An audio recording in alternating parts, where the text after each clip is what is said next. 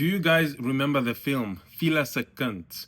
For many who grew up in South Africa, this wasn't just another movie. Rather, it was a film that was actually studied at school as well. A lot of us struggled to understand each and every Afrikaans word that was spoken in this film, but we did get the message. So Fiela Komoetie was played by the legendary Shaleen Surtie-Richards. To me, she had brought this character to life with a force that I've never seen on screen before, well, at least in South Africa. So let's get right into the story. So the story is about a colored woman who lives in the forest of Knysna. This takes place sometime in the 19th century. So she finds a small white baby boy outside of her home, and nobody knows where he comes from.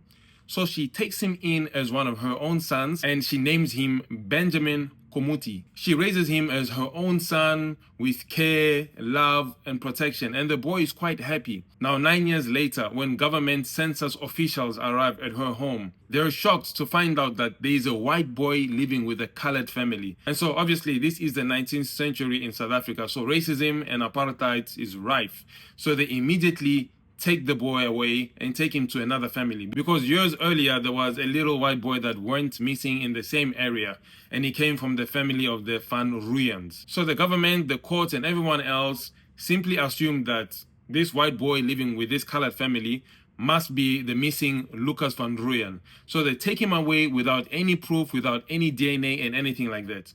So as Benjamin, now called Lucas, moves in with the Van Rooyens, he doesn't like his life. He's treated harshly. Things are not as warm as they once were with his mom, Fiela.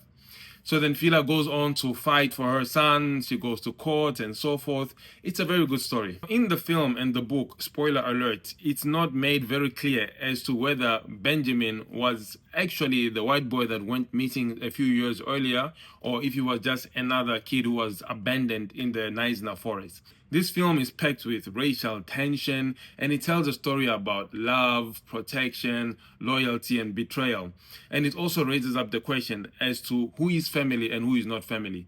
Does blood actually make you family? Now, not to limit her to this particular film, Shaleen has played fantastic roles in things like Egoli, City of Gold, Seven Dilan, Generations. She has been phenomenal. And for me, she brought this motherly, nurturing kind of energy to the screens. And lo and behold, I just found out that she was also once a teacher as well. So this could be why I felt that same energy. Sadly, in 2021, amidst, health problems, finance problems, and so forth, she passed away. But she'll definitely never be forgotten by those who have read the book or who have seen the film. In fact, the character in the book is not her, but now when you hear the words Fiela Komoetie, or the people say in Cape Town, Fiela Komoetie, you think of Shaleen Surtie-Richards. Rest in peace, RIP.